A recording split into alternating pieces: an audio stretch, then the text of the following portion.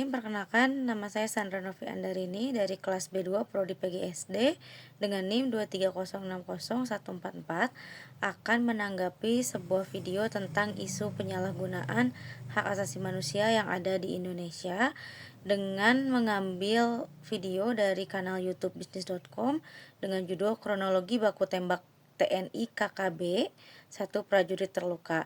Nah, kelompok kriminal bersenjata atau KKB terlibat baku tembak dengan aparat Kodim Yahukimo. Nah, akibat kontak senjata itu seorang prajurit terluka. Oke, baik, sebelum saya menanggapinya, mari kita simak terlebih dahulu video terkait penyalahgunaan hak asasi manusia.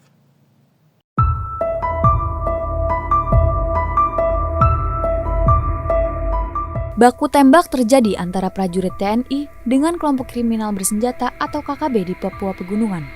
Humas Operasi Damai Kartens, AKBP Bayu Suseno mengatakan, baku tembak itu terjadi di Jalan Seradala, Dekai, Yahukimo, Kamis, 6 Juni 2024 malam. Peristiwa itu menyebabkan prajurit 1 atau Pratu, Rajami Uhayo dari Kodim Yahukio mengalami luka tembak di bagian paha kirinya. Adapun Satgas Kartens segera terjun ke TKP dan mengevakuasi korban luka. Korban kemudian dilarikan ke Rumah Sakit Yahukimo untuk mendapatkan perawatan medis. Insiden ini bukanlah satu-satunya teror oleh KKB di Papua. Pada Mei lalu, seorang tukang ojek ditembak oleh KKB di daerah Puncak Jaya. Masih di bulan yang sama, KKB juga terlibat baku tembak dengan TNI di Intan Jaya. Adapun di Pegunungan Bintang, KKB menyerang sebuah gereja dan merampas ponsel warga. KKB juga menyebabkan pemilu di 5 distrik di Intan Jaya tertunda. Pasalnya, kelompok itu menyandera pesawat yang ditumpangi anggota Panwaslu. Penyanderaan berakhir setelah KKB mendapatkan uang sebesar 25 juta rupiah. Setelah kita menonton bersama video tersebut, dapat kita lihat bahwa baku tembak antara TNI dan KKB di Papua itu merupakan situasi yang sangat memprihatinkan ya. Konflik ini juga menyebabkan banyak korban jiwa dan banyak penderitaan bagi masyarakat lokal yang seringkali terjebak di tengah kekerasan itu sendiri. Mungkin pendekatan yang lebih holistik dan komprehensif juga diperlukan untuk mengatasi masalah ini, termasuk seperti dialog damai, pembangunan ekonomi dan sosial di Papua, juga dengan pendekatan keamanan yang menghormati hak asasi manusia. Kunci utamanya adalah mengatasi akar permasalahan dan menciptakan kondisi yang kondusif untuk perdamaian yang berkelanjutan.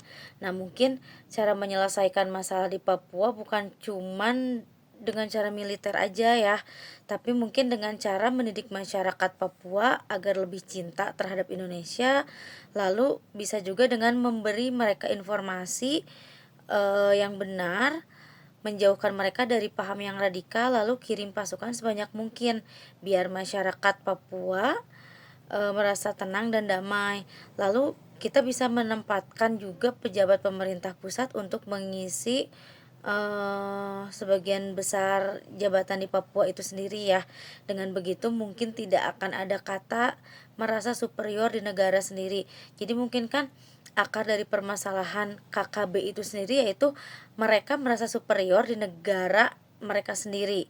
Jadi mungkin seperti yang sering kita dengar bahwa sekarang ada juga organisasi Papua Merdeka.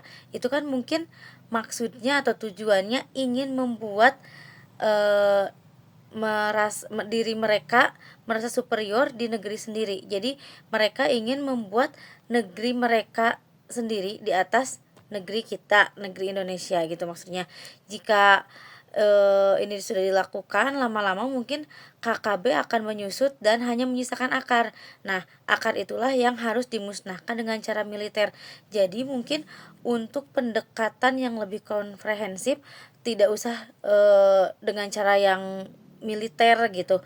Karena kalau misalnya kita menyelesaikan dengan cara yang militer juga, itu akan menimbulkan banyak kerusakan-kerusakan dan juga mungkin lebih banyak lagi korban jiwa yang berjatuhan. Seperti yang sudah disebutkan tadi ya, mungkin penyelesaian konflik antara TNI dan KKB di Papua juga membutuhkan pendekatan komprehensif dengan mungkin mengadakan dialog antara pemerintah pusat dan pemerintah daerah, lalu libatkan juga tokoh masyarakat dan perwakilan KKB itu sendiri. Yang selanjutnya mungkin dengan mempercepat pembangunan infrastruktur, pendidikan, ada juga kesehatan untuk meningkatkan kesejahteraan masyarakat Papua. Lalu selanjutnya mungkin menegakkan hukum secara tegas namun menghormati hak asasi manusia, juga mengurangi penggunaan kekuatan militer yang berlebihan. Karena kalau misalnya terus-terusan kita lakukan dengan cara kekuatan militer, itu kan seperti yang sudah saya sebutkan tadi, akan lebih merusak infrastruktur dan juga akan menimbulkan korban jiwa yang lebih banyak gitu.